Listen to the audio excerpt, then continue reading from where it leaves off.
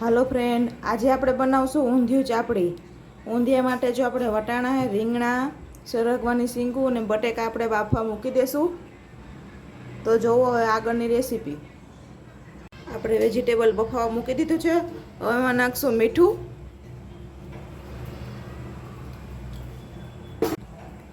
થોડીક નાખશું હળદર પાવડર,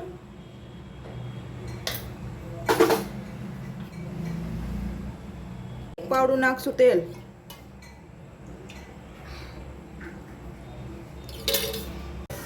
શાકભાજી બફાય છે તો આપણે ચાપડીનો લોટ બાંધી લેશું.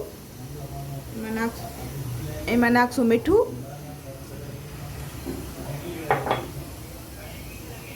અજમો નાખશું,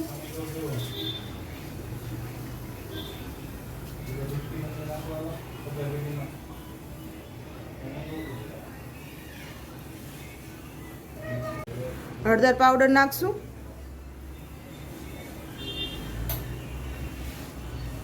બે પાવડા તેલ નાખશું,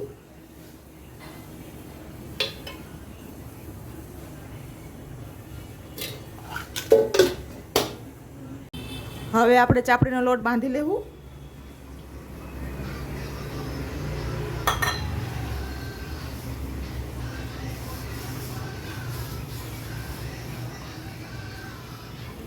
જો આપણે ચાપડીનો લોટ બંધાઈને રેડી થઈ ગયો છે. હવે આપણે ઊંધિયાની તૈયારી કરશું.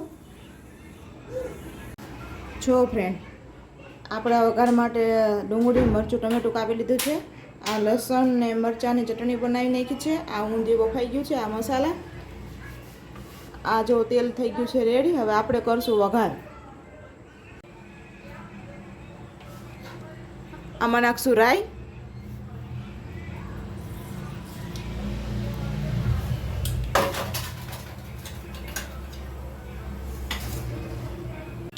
હવે નાખશું જીરું, બે લવિંગ ને બે મરી નાખશું,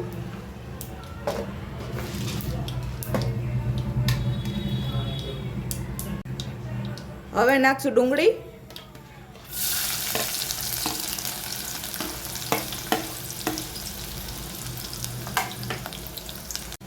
હવે નાખશું કેપ્સિકમ, મરચું,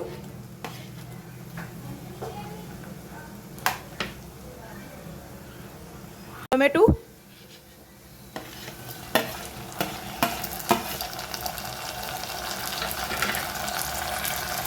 હવે આપણે ચડવા દઈશું ધીમા તાપે. આપણે આમાં લસણ ને મરચાંની ચટણી બનાવી હતી તે નાખી દઈશું.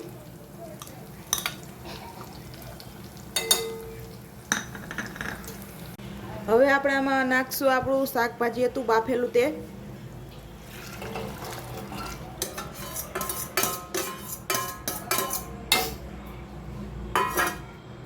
હવે આપણે 5-10 મિનિટ ચડવા દેશું. આ આપણું ચાપડીનું તેલ રેડી થઈ ગયું છે. હવે આપણે ચાપડી તળવા માંડશું.